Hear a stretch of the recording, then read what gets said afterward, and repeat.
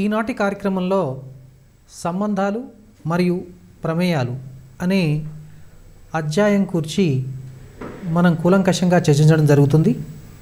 మొట్టమొదట సంబంధాలు అనేటువంటి యొక్క అధ్యాయాన్ని మనం చర్చించుకుందాం. సంబంధాలు అనే అధ్యాయము నేర్చుకునే ముందు మనకు మొట్టమొదట క్రమయుగ్మం యొక్క భావన తెలిసి ఉండాలి. అంటే క్రమయుగ్మం అంటే ఆర్డర్ పేర్. అసలు క్రమయుగ్మం అంటే ఏమిటి?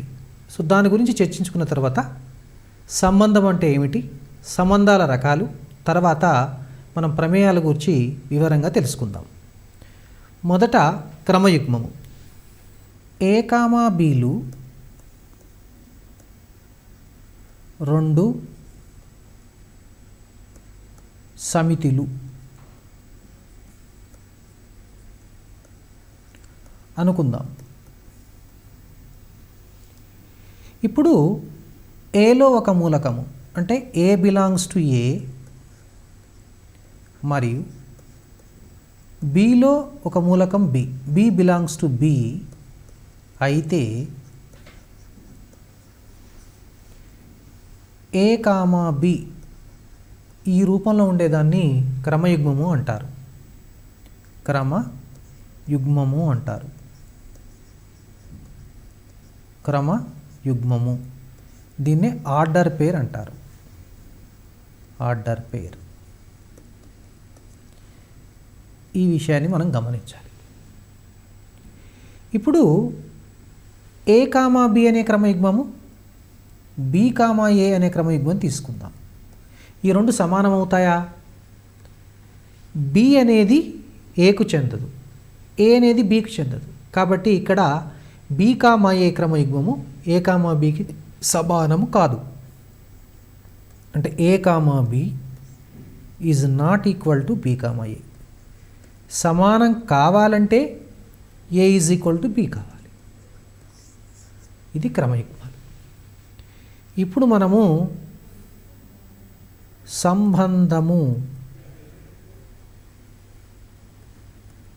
సంబంధములు రిలేషన్ దీని గురించి చర్చించుకుందాం.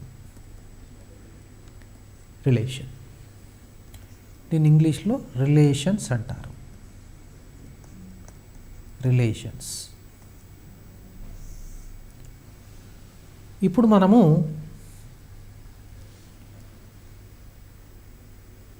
ఏ కామా బీలు రెండు సమితులు అయితే ఏ కామా బీల మధ్య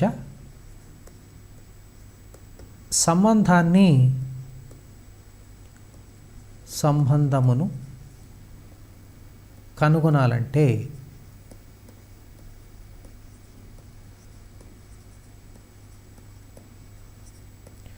మొదట మనం కార్టీజియన్ లబ్ధం గురించి చర్చించుకోవాలి. కార్టీజియన్ లబ్ధం. కార్టీజియన్ లబ్ధం. కార్టీజియన్ లబ్ధం అంటే రెండు సమితుల యొక్క మధ్య కార్టీజియన్ లబ్ధాన్ని మనం నిర్వచించాలి. అసలు కార్టీజియన్ లబ్ధం అంటే ఏమిటి? ఏ కామా బీల మధ్య కార్టీజియన్ లబ్ధాన్ని ఏ క్రాస్ బితో సూచిస్తారు. దీన్ని ఏ క్రాస్ బి అంటే ఏ క్రాస్ బి అంటే అర్థం ఏమిటంటే ఏ కామా బి క్రమయుగ్మాలు such that A belongs to A comma B belongs to B. ఇది ఏ క్రాస్ బికి నిర్వచనము. అంటే ఏ కామా బిల క్రమలబ్ధం అంటే క్రమయుగ్మాల సమితి, ఏ మరియు బి సమితిలో నుంచి ఏర్పడ్డటువంటి క్రమయుగ్మాల సమితి. మనం ఇప్పుడు ఒక ఉదాహరణను మనము గమనిద్దాము. A is equal to 1 2 3, B is equal to X comma Y అనే రెండు సమితులను తీసుకుందాం. ఫస్ట్ మొదట వీటి మధ్య మనము ఎన్ని రకాల క్రమయుగ్మాలు ఏర్పరచవచ్చో చూద్దాం ఒకసారి. ఇప్పుడు మనము 1ని xకు yకి జత చేయొచ్చు. అదేవిధంగా 2ను మళ్ళీ xకు yకి జత చేయొచ్చు. 3ను xకు yకి జత చేయవచ్చు. అంటే అప్పుడు క్రమయుగ్మాలు మనకి ఏ విధంగా వచ్చే అవకాశాలు ఉంటాయి? 1, x 1, y 2, x 2, y 3, x 3, y. ఈ విధంగా మనకు క్రమయుగ్మాలు ఏర్పడే అవకాశాలు ఉన్నాయి. ఈ క్రమయుగ్మాలన్నిటినీ మనము మూలకాలుగా తీసుకొని ఒక సమితిగా ఏర్పరిచామనుకోండి, దానిని ఏ నుండి బికి నిర్వచించబడినటువంటి కార్టీజియన్ లబ్ధము అని అంటారు. దానిని ఏ క్రాస్ బితో సూచిస్తారు. ఏ ఇంటూ బిగా రాస్తారు. అంటే ఇప్పుడు మనము ఏ కామా బిల కార్టీజియన్ లబ్ధాన్ని A into B is equal to 1, x 1, y 2, x 2, y 3, x 3, y ఈ విధంగా మనము రాయవచ్చు. అంటే దీన్ని బట్టి మనకేమర్థమవుతుంది? 2 సమితుల యొక్క కార్టీజియన్ లబ్ధం అనేది క్రమయుగ్మాలు మూలకాలుగా కలిగినటువంటి సమితి అని అర్థమవుతుంది. ఇప్పుడు అదేవిధంగా మనం ఇప్పుడు బి క్రాస్ ఏను కనుక్కోవడానికి ప్రయత్నం చేద్దాం. దాన్ని బి కామా ఏల కార్టీజియన్ లబ్ధం. బి కామా ఏలది కనుక్కోవాలంటే ఒకసారి మనం ఇక్కడ ఎక్స్ను 1, 2, 3 వైని 1, 2, 3. ఇప్పుడు ఈ బ్రాంచ్ డయాగ్రామ్, ట్రీ డయాగ్రామ్ను మనం గమనించినట్లయితే వచ్చే క్రమయుగ్మాలు చూసినట్లయితే ఇక్కడ x, 1 y, 1 x, 2 y, 2 అదేవిధంగా x, 3 y, 3. ఒకసారి గమనించండి, ఇక్కడ ఏబిల కార్టీజియన్ లబ్ధము, బిఏల కార్టీజియన్ లబ్ధం ఈ రెండు ఒకే విధంగా లేవు. కాబట్టి A cross B does not equal to B cross A, అంటే స్థిత్యంతర ధర్మాన్ని పాటించదు. అది గమనించాలి. ఏ క్రాస్ బి కనుక బి క్రాస్ ఏ కావాలంటే ఇక్కడ తప్పనిసరిగా A is equal to B కావాలి. ఈ నియమాన్ని పాటించినట్లయితే A cross B is equal to B cross A అవుతుంది. ఇప్పుడు మరొక ఉదాహరణ మనం గమనిద్దాం. A is equal to 1, 2, 3 B is equal to X, Y. ఇప్పుడు మనకు తెలుసు ఏ cross B is equal to 1, x 1, y 2, x 2, y. అదేవిధంగా 3, x 3, y. ఇప్పుడు ఏలో మూలకాల సంఖ్య రాద్దాం. ఏలో మూలకాల సంఖ్య అంటే n ఆఫ్ ఏ మనకు 3 అని తెలుసు. అదేవిధంగా బిలోని మూలకాల సంఖ్య n of B is equal to 2. ఇప్పుడు మనము n of A cross B రాద్దాం. n of A cross B అంటే గమనించండి 1, 2, 3, 4, 5, 6. ఈ 6ను మనము 3 ఇంటూ 2గా రాసుకోవచ్చు కదండి. అప్పుడు ఒకసారి గమనించినట్లయితే మనము ఈ 3 అనేది n ఆఫ్ ఏ అవుతుంది, 2 అనేది n ఆఫ్ బి అవుతుంది. కాబట్టి ఇప్పుడు మనము దీన్ని n of A into n of B అని రాయవచ్చు.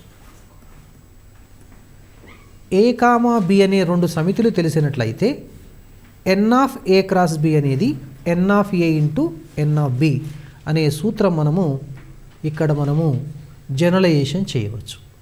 అదేవిధంగా ఏ క్రాస్ బిలో ఉన్నటువంటి యొక్క మనము మూలకాలను గమనించినట్లయితే ఈ మూలకాల ద్వారా మనం ఏమైనా ఉపసమితులను ఏర్పరచవచ్చా? ఇది ఒక సమితి కాబట్టి దీనికి ఉపసమితులు వ్యవస్థితమవుతాయి. అలాంటి కొన్ని ఉపసమితులు రాయడానికి మనం ప్రయత్నం చేద్దాం. R1 1, x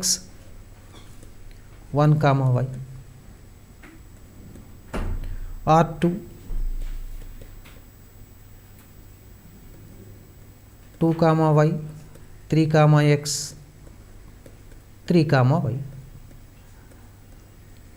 ఇప్పుడు R1 R2 మరియు ఈ ఏ క్రాస్ బికి ఏమైనా సంబంధం ఉందా?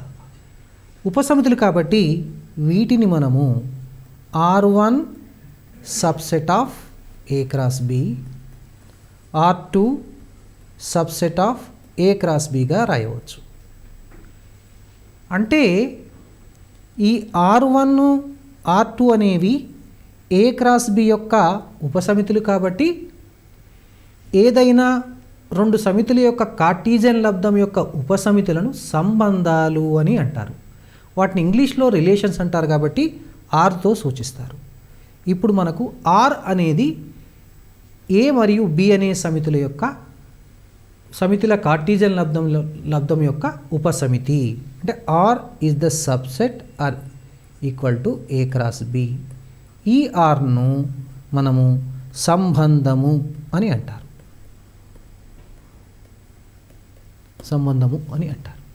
ఆర్ అనే సంబంధంలో ఎక్స్ కామా వై అని కేవలం ఒక మూలకం మాత్రమే ఉందనుకుందాం. అప్పుడు ఎక్స్కు మరియు వైల మధ్య సంబంధాన్ని ఎక్స్ రిలేటెడ్ టు వై అని అంటారు. అంటే దీన్ని ఎక్స్ రిలేటెడ్ టు వై అని రాయవచ్చు. అదేవిధంగా మరొక సంబంధము R is equal to X comma y, y comma z ఉన్నట్లయితే ఎక్స్ రిలేటెడ్ టు వై, అదేవిధంగా వై రిలేటెడ్ టు జెడ్గా కూడా రాయవచ్చు. సంబంధముల రకాలు: x related to y, x related to x అయితే దీన్ని పరావర్తన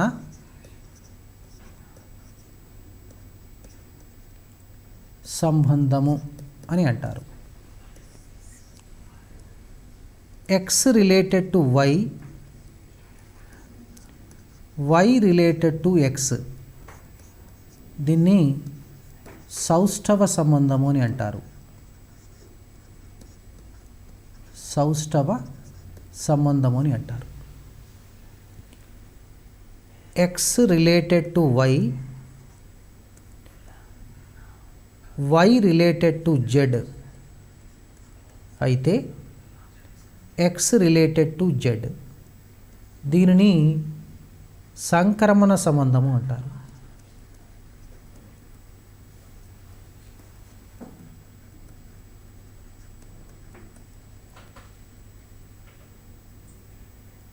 X related to why, why related to Z అయితే X is equal to Y దీనిని ప్రతిసౌష్ఠవ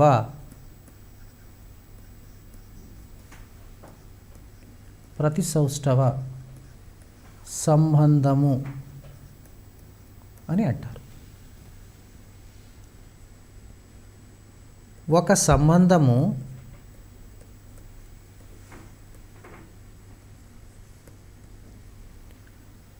పరావర్తన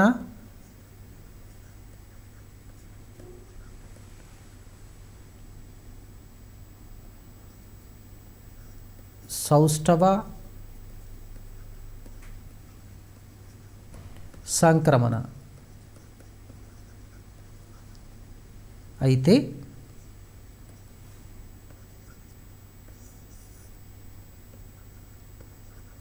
ఆ సంబంధాన్ని తుల్య సంబంధము అని అంటారు. తుల్య సంబంధము అంటారు. ఇప్పుడు మనము ఏ సమితి నుండి బి సమితికి ఎన్ని సంబంధాలను మనం నిర్వచించవచ్చు వాటి గురించి మనం చర్చించుకుందాం. ఏలో మూలకాలు కనుక ఎన్ ఆఫ్ ఏ అనుకుందాం. ఏలోని మూలకాలు ఏ నుండి బికి నిర్వచించగల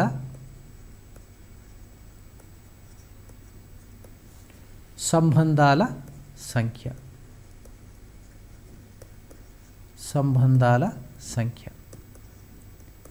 ఇక్కడ మనం ఒక విషయాన్ని దృష్టిలో పెట్టుకోవాలి. సంబంధము అంటే అర్థం ఏమిటి?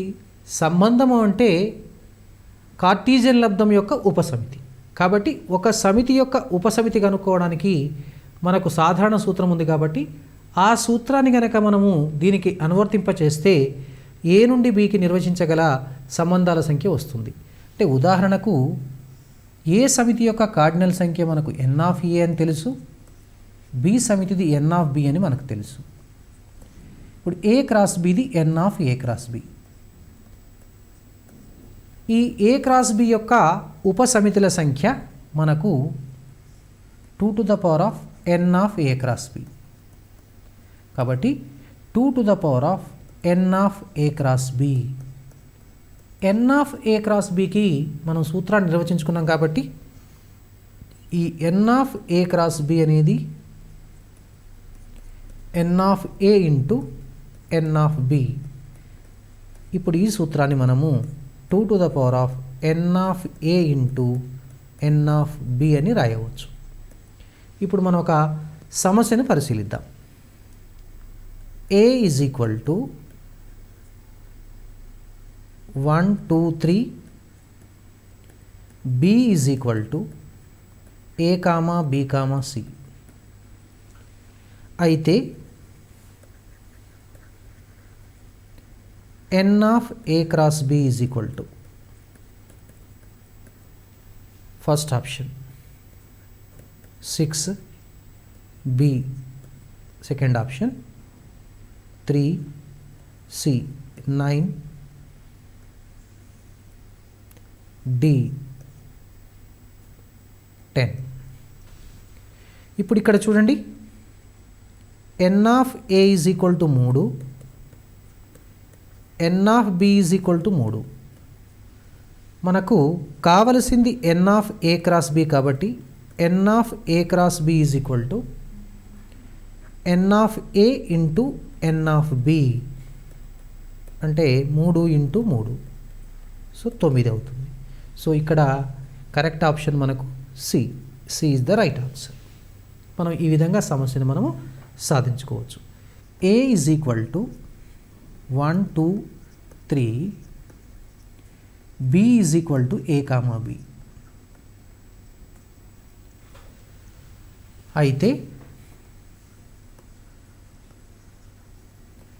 ఏ నుండి బి వరకు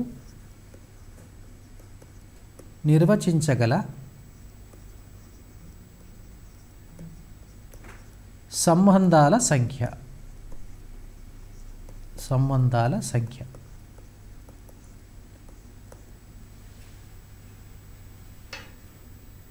ఏ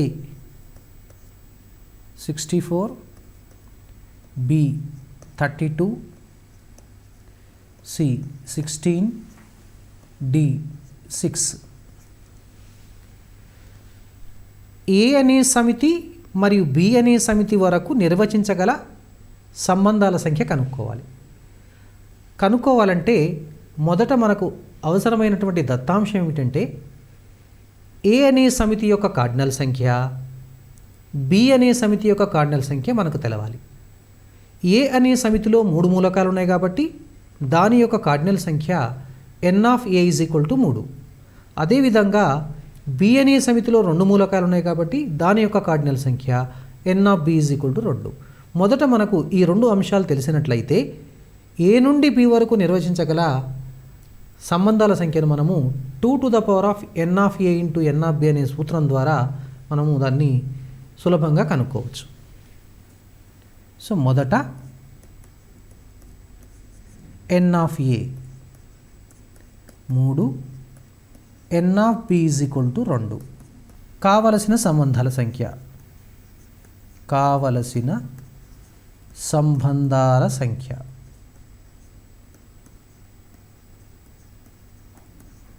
2n(a) ఇంటూ n(b).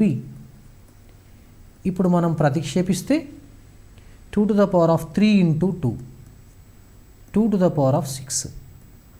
మనకు తెలుసు 2⁶ అంటే 2⁵ 32, 2⁶ అంటే 32 into 2 64. So first option A is the right option. ఇప్పుడు మరొక సమస్యను మనము పరిశీలిద్దాం. a = 1 2 3 అయితే a క్రాస్ a అంటే a నుండి aకు నిర్వచించగలిగినటువంటి కార్టీజియన్ లబ్ధం కనుక్కోవాలి ఇక్కడ. సో దీని యొక్క జవాబును మనం పరిశీలిద్దాం. a cross a = 1 2 3 cross 1 2 3. ఈ రెండిటి యొక్క కార్టీజియన్ లబ్ధం 1, 1 1, 2 1, 3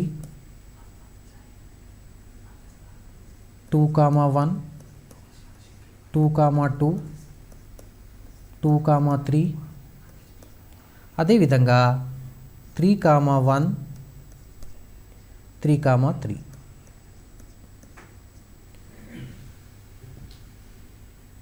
దీన్ని ఆధారంగా చేసుకొని మనకు కొన్ని సమస్యలు కూడా అడగవచ్చు.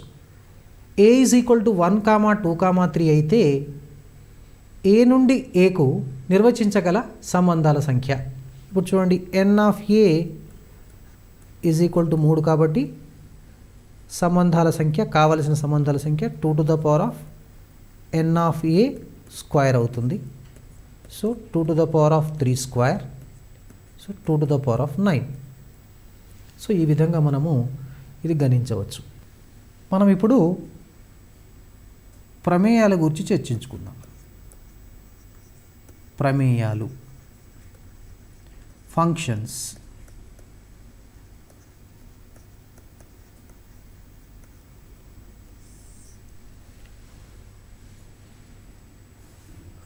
ఏ అనే ఒక సమితి తీసుకుందాం, అదేవిధంగా బి అనే సమితి. ఇప్పుడు ఏ అనే సమితిలో ఉన్నటువంటి మూలకాలు ఏబిసిగా, బి అనే సమితిలోని మూలకాలు 1 2గా తీసుకుందాం. అంటే a = ABC, ఇక్కడ b = 1, 2. ఇప్పుడు ఏలోని మూలకాలు బిలో ఉన్నటువంటి మూలకాలను ఒకసారి జత చేసి చూద్దాం. A1, B1, C2. ఒకసారి గమనించండి ఇక్కడ. అంటే ఇక్కడ ఏర్పడే క్రమయుగ్మాలు మనకు A,1 ఒక క్రమయుగ్మము, B,1, C,2. సో ఇదొక సమితిలాగా రాసుకున్నట్లయితే దీన్ని మనము ఒక సంబంధం అనేటువంటి కూడా అనుకుంటాము. ఈ సంబంధాన్ని మనము ఎఫ్ అనుకుందాం, ఎఫ్ అనే సంబంధం అనుకుందాం. F = ఇప్పుడు ఈ సంబంధంలో గమనించినట్లయితే ఏబిసి ప్రతి మూలకానికి బిలో ఉన్నటువంటి యొక్క కనీసం ఒక మూలకంతో జత చేయబడ్డది. అదేవిధంగా ఇంకొక రెండవ నియమం ఏమిటంటే ఏకైక మూలకంతోనే జత చేయబడ్డది.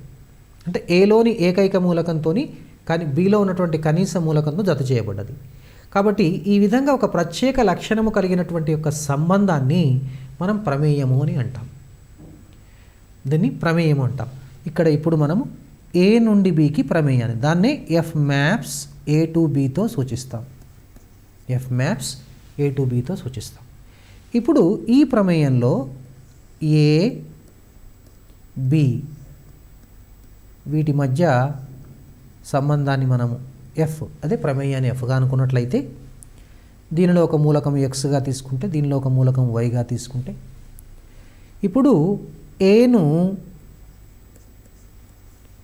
ప్రదేశము అని నిర్వచిస్తారు. ఏను ప్రదేశము అంటారు. బిని సహ ప్రదేశము అంటారు. సహ ప్రదేశము అంటారు. సహ ప్రదేశము అంటారు. ఇప్పుడు ఉదాహరణకు మనము ఈ F is equal to A,1 B,1 C,2 ఉందనుకోండి. దీని యొక్క ప్రదేశం కనుక అడిగినట్లయితే ఇప్పుడు A,1 B,1 C,2లో ప్రథమ నిరూపకాలు చూడండి. ప్రథమ నిరూపకాలు ఏమవుతాయి? A, B, C. వాటిని మూలకాలుగా కలిగిన సమితిగా రాస్తే అది ప్రదేశం అయిపోతుందండి. ఇక తరువాత బిలో ఉన్నటువంటి యొక్క మూలకాలను సహప్రదేశము అంటారు. ఆ విధంగా కాకుండా ఇప్పుడు ద్వితీయ నిరూపకాలు తీసుకున్నట్లయితే ఈ ద్వితీయ నిరూపకాలను తెలియచేసేటువంటి సమితిని వ్యాప్తి అని కూడా అంటారు. అది కొత్త భావన, మళ్ళీ ప్రమేయానికి సంబంధించింది. వ్యాప్తి అంటే వ్యాప్తి అనేది సహప్రదేశానికి ఉపసమితి అవుతుంది. సహప్రదేశము దీన్ని ఇంగ్లీష్లో రేంజ్ అంటారు.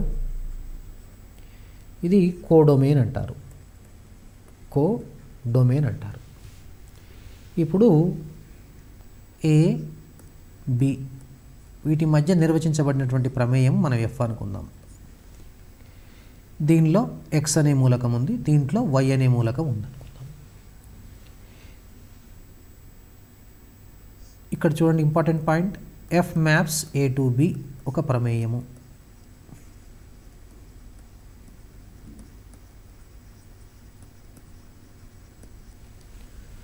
అదేవిధంగా ఏను ప్రదేశము, డొమైన్, బిని సహప్రదేశము,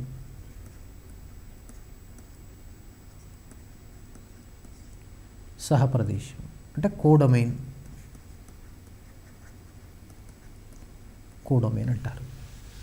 ఇప్పుడు ఎక్స్ అనేది వైతో జత చేయబడింది అనుకోండి, అప్పుడు వైని ఎక్స్ యొక్క ప్రతిబింబం అంటారు. అంటే దాన్ని F of X is equal to Y అంటారు. F of X is equal to Y అయితే వైని ఎక్స్ యొక్క ప్రతిబింబము అంటారు. దాన్ని ఇమేజ్ అంటారు. ఇక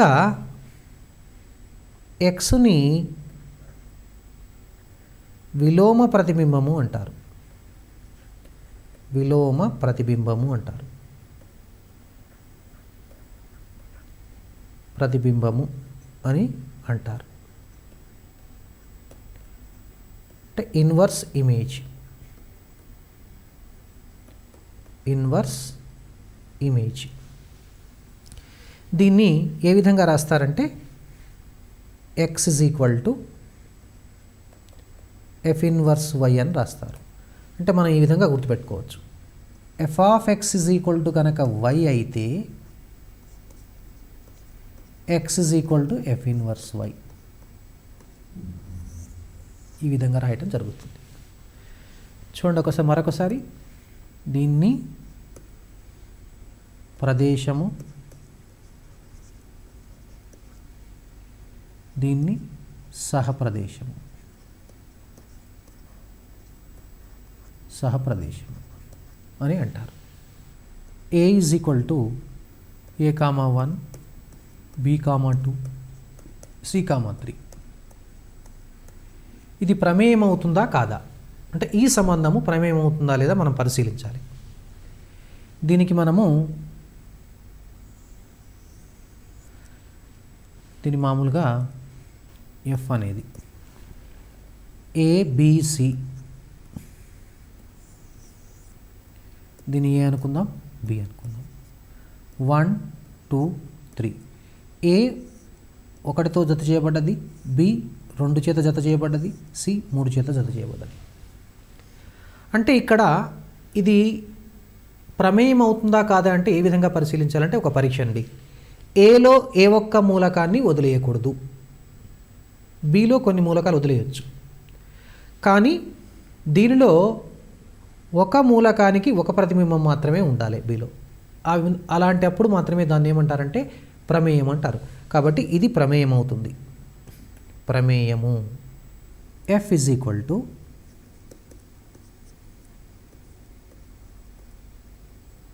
A,1, A,2, B,3, C,4. ఇప్పుడు మనము A is equal to ABC మరియు B ఈజ్ ఈక్వల్ టు 1 2 3 4 అనుకుందాం. ఇప్పుడు ఇది ప్రమేయం అవుతుందా కాదా మనం చర్చించాలి. ఒకసారి దీనికి మనము పటం ద్వారా పరిశీలిద్దాం, వెంచిత్రం ద్వారా. ఏ అనే సమితి, బి అనే సమితి తీసుకుందాం. A B. ఏలో మూలకాలు ఏబిసి, బిలో మూలకాలు 1 2 3 4. ఇప్పుడు ఏ 1తో జత చేయబడ్డది, ఏ మళ్ళీ 2 చేత జత చేయబడ్డది, బి 3తో, సి 4తో. ఇక్కడ ఒక విషయం మనం గమనించవచ్చు. ఏమిటంటే ఏ అనే మూలకానికి ఇక్కడ మనకు 2 ప్రతిబింబాలు వ్యవస్థితం అవుతున్నాయి బిలో. కాబట్టి కనీసం ఒకటే ఉండాలి. కాబట్టి ఇది ప్రమేయం కాదు, కేవలం సంబంధం మాత్రమే. అంటే దీని నుంచి మనం ఒక పాయింట్ చెప్పవచ్చు. ఏంటంటే ప్రమేయం అనేది సంబంధం అవుతుంది, కానీ ప్రతి సంబంధము ప్రమేయం కానవసరము లేదు. ఇది ప్రమేయము కాదు. అదేవిధంగా ఇంకొక ఉదాహరణ తీసుకుంటే దీనికి సంబంధించిందే. A is equal to ABC, B is equal to 1 2 3 మరియు ఇప్పుడు F is equal to A,1, B,2, B,3. ఇప్పుడు ఇది ప్రమేయం అవుతుందా ఓసారి చూద్దాం మళ్ళీ పటం ద్వారా. ఏ బి, దీనిలో ఏబిసి అనే మూలకాలు, దీంట్లో 1 2 3 అనే మూలకాలు తీసుకుందాం. ఏ 1తో జత చేయబడ్డది, బి 2 చేత, మళ్ళీ బి 3 చేత జత చేయబడ్డది. ఇప్పుడు మనకి ఇక్కడ ప్రదేశంలో ఒక మూలకాన్ని వదిలేయటం జరిగింది. కాబట్టి ఇది ప్రమేయం కాదు. సో ఈ విధంగా మనకు పరీక్షలో ఈ క్రింది వాటిలో ఏది ప్రమేయాన్ని గుర్తించాలి. సో ఇలాంటి ప్రశ్నలు రావడం జరుగుతుంది.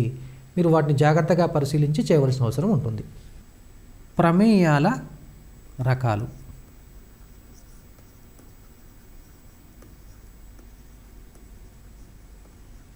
Types of functions. ఇప్పుడు ఒక ప్రమేయాన్ని మనం పరిశీలిద్దాం ఉదాహరణ ద్వారా. ఏ బి, దీనిలో మూలకాలు ఏబిసి 1 2 3. ఏ 1తో, బి 2తో, సి 3తో. ఇప్పుడు ఈ ప్రమేయాన్ని మనం ఎఫ్గా భావించినట్లయితే, ఎఫ్ అనుకున్నట్లయితే ఎఫ్ ఈజ్ ఈక్వల్ టు ఏ విధంగా రాస్తామండి? A,1, B,2, C,3. సో ఈ విధంగా రాస్తాం మనం. ఇప్పుడు మనము జాగ్రత్తగా గమనించినట్లయితే దీని యొక్క ప్రదేశం ఏమిటి? ప్రదేశము మనకు A, B, C అని తెలుస్తుంది. అదేవిధంగా సహప్రదేశం 1 2 3. వ్యాప్తి, వ్యాప్తి అంటే ద్వితీయ మూలకాల యొక్క సమితి 1, 2, 3. ప్రదేశము వ్యాప్తి. ఇప్పుడు ఒకసారి మనము ఈ పటమును గమనించినట్లయితే ఏలో ఉన్నటువంటి యొక్క ప్రతి మూలకానికి బిలో ఉన్నటువంటి యొక్క ఏకైక మూలకంతో జత చేయబడ్డది. అన్ని మూలకాలు జత చేయబడ్డవి. సో ఇలాంటి ప్రమేయాన్ని ఏమంటారంటే అన్వేక ప్రమేయము అంటారు. ఏలోని ప్రతి మూలకమును బిలో ఉన్నటువంటి యొక్క విభిన్న మూలకాలతోని గనక జత చేయబడితే అలాంటి ప్రమేయాన్ని ఏమంటారంటే అన్వేక ప్రమేయము అంటారు. ఇప్పుడు మరొక ఉదాహరణ చూద్దాం. ఇప్పుడు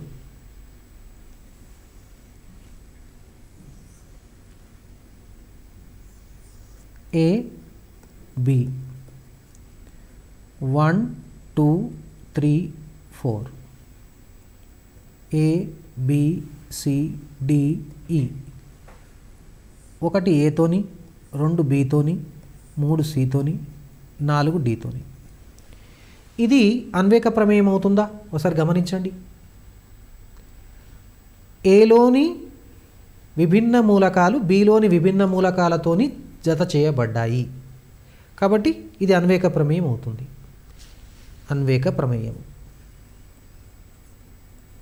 అన్వేక ప్రమేయము, ఇది అన్వేక ప్రమేయం అవుతుంది. ఇప్పుడు మనము అన్వేక ప్రమేయం కావాలంటే ఏ నియమాన్ని పాటించాలో ఆ నియమం చూద్దాం. మనం అన్వేక ప్రమేయం కావాలంటే నియమము, కండిషన్ ఏంటి? నియమము ఒకసారి ఇప్పుడు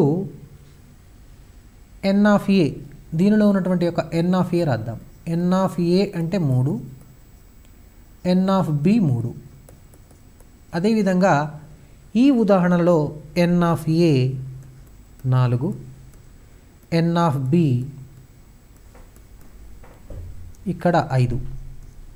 అంటే ఇప్పుడు ఈ రెండింటి నుంచి మనము ఒకసారి N of A, N of B, N of A, N of వీటి మధ్య మనం ఏ సంబంధాన్ని గమనించాము? ఈ ఉదాహరణలో N of A is equal to N of B అయింది. ఈ ఉదాహరణలో N of A less than N of B అయింది.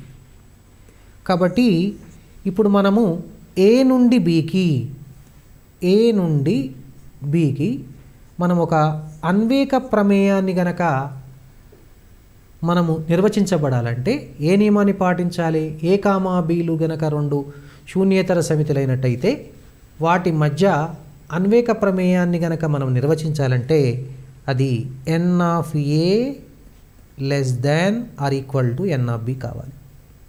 ఈ కండిషన్ ఉన్నప్పుడు మాత్రమే అన్వేక ప్రమేయము నిర్వచితం అవుతుంది. ఇది మీరు గమనించండి. సంగరస్థ ప్రమేయం,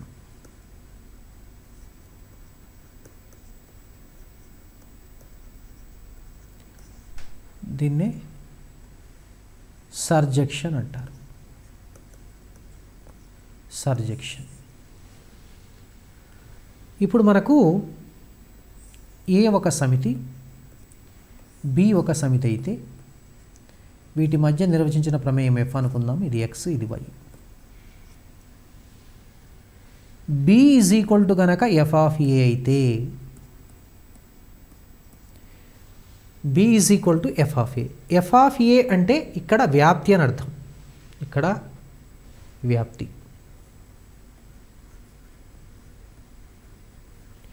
ఇక్కడ బి అంటే సహప్రదేశం.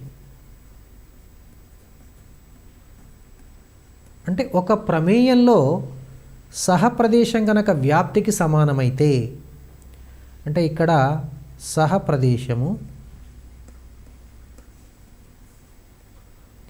ఈజ్ ఈక్వల్ టు వ్యాప్తి అయితే దాన్ని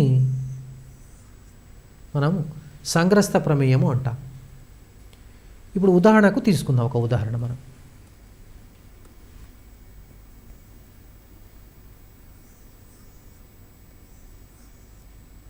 ఏ బి తీసుకుందాం. దీంట్లో ఏ బి సి 1 2 తీసుకుందాం. ఏ 1తో జత చేయబడ్డది, బి 1 చేత జత చేయబడ్డది, సి 2 చేత జత చేయబడ్డది.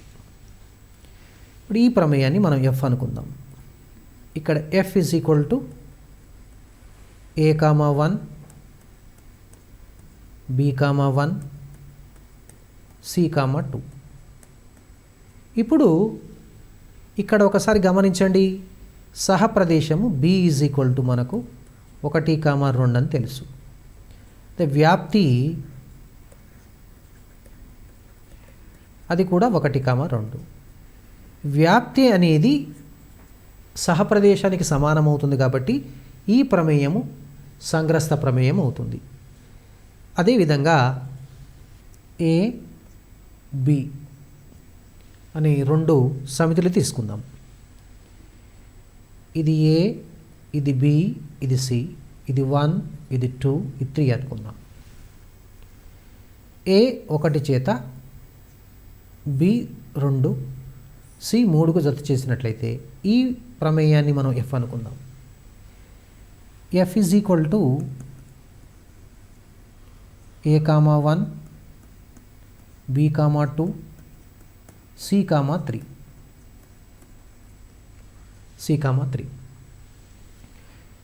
ఇక్కడ బి ఈజ్ ఈక్వల్ టు ఎంత అవుతుంది అంటే సహప్రదేశము 1, 2, 3. వ్యాప్తి అనేది కూడా 1, 2, 3. ఏం గమనించారు? ఇది కూడా సంగ్రస్త ప్రమేయమే అవుతుంది. అయితే ఇప్పుడు మనము ఏ నుండి బికు సంగ్రస్త ప్రమేయాన్ని నిర్వచించాలంటే ఏ నియమాన్ని పాటించాలో ఒకసారి చూద్దాం. ఇప్పుడు మనము N of A 3, N of B 2, ఇక్కడ N of A 3, N of B 3. ఈ రెండింటి మధ్య సంబంధం మనకు తెలుసు. N of A is equal to N of B. అంటే N of A is equal to N of B అయిన సందర్భంలో సంగ్రస్త ప్రమేయం నిర్వచించబడుతుంది. అదేవిధంగా N of A greater than N of B, ఈ సందర్భంలో కూడా సంగ్రస్త ప్రమేయం నిర్వచించబడుతుంది ఈ 2 సందర్భాల్లో. కాబట్టి ఏ నుండి బికి సంగ్రస్త ప్రమేయం నిర్వచించబడాలంటే నియమం ఏముండాలండి? N of A greater than or equal to N of B. ఈ నియమాన్ని పాటించినట్లయితే మనకు సంగ్రస్త ప్రమేయం నిర్వచించబడుతుంది, లేకపోతే సంగ్రస్త ప్రమేయం మనకు నిర్వచించబడదు. ఇప్పుడు మరొక ప్రమేయం గురించి మనం చర్చించుకుందాం. ద్విగుణ ప్రమేయం.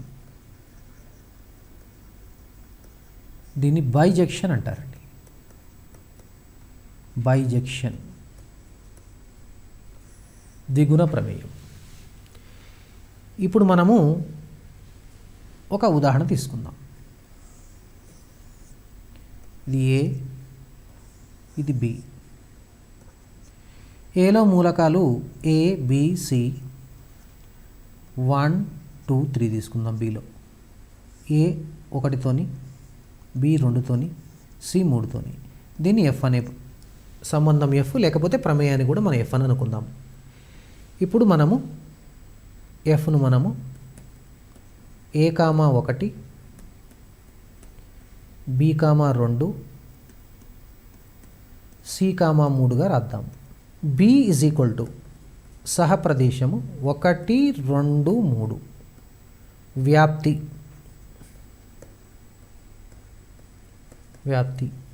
1, 2, 3. అంటే ఇక్కడ వ్యాప్తి అనేది సహప్రదేశంతో సమానమవుతుంది, అంటే సంగ్రస్త ప్రమేయం అవుతుంది. అదేవిధంగా మరొకసారి గమనించినట్లయితే ఏలోని విభిన్న మూలకాలు బిలోని విభిన్న మూలకాలతోని జత చేయబడ్డాయి కాబట్టి అది అన్వేక ప్రమేయం అవుతుంది. అంటే ఎఫ్ అనే ప్రమేయం అన్వేకమవుతుంది, సంగ్రస్తమవుతుంది.